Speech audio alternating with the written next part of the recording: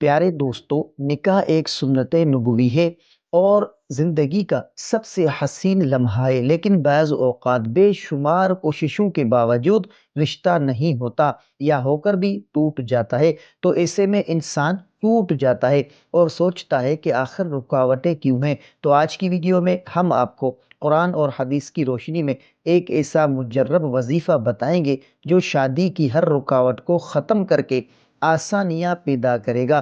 تو شادی میں رکاوٹ کی وجوہات کے دوستو یاد رکھیں، شادی میں رکاوٹ جو ہے وہ کئی وجوہات سے ہوتی ہے۔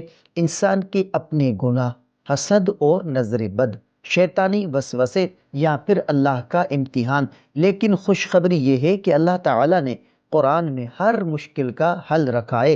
تو وظیفہ کیا ہے؟ یہ وظیفہ نہایت ہی آسان اور مجرب ہے۔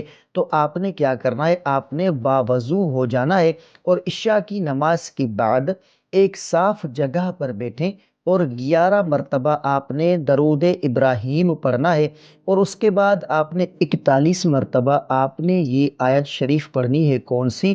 ربی انی لما انزلت الی من خیر فقیر۔ آخر میں پھر آپ نے 11 بار درود شریف پڑھیں، دعا کریں کہ یا اللہ میرے نکاح کی رکاوٹوں کو ختم فرما اور نیک ساتھی عطا فرما۔ یہ عمل روزانہ کریں، انشاءاللہ شادی میں حائل تمام رکاوٹیں ختم ہو جائیں گی۔ تو دوستو یہ وظیفہ یقین اور صبر کے ساتھ کریں اور ساتھ ہی اپنے اعمال بھی درست کریں، والدین کی خدمت کریں، نماز قائم کریں، دل کو حسد اور بغض سے پاک رکھیں۔ یاد رکھیں جب دل صاف ہوتا ہے تو دعائیں جلد قبول ہوتی ہیں۔ تو پیارے دوستو، اگر آپ یا آپ کے کسی پیارے کی شادی میں رکاوٹیں ہیں تو یہ قرآنی وظیفہ امید کی کرن ہے۔ اللہ پاک آسانیاں پیدا کرے گا اور آپ کو نیک ساتھی عطا کرے گا۔ اللہ تعالی ہمیں سب کو نکاح کی برکت اور سنت پر چلنے کی توفیق عطا فرمائے۔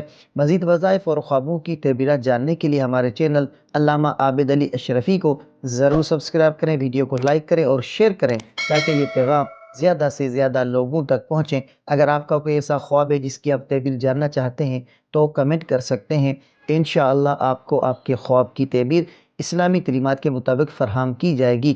تو ملتے ہیں اگلی ویڈیو میں، تب تک کے لیے اپنا بہت سارا خیال رکھیں اور ہمیں اپنی دعاؤں میں یاد رکھیں۔ السلام علیکم ورحمۃ اللہ وبرکاتہ۔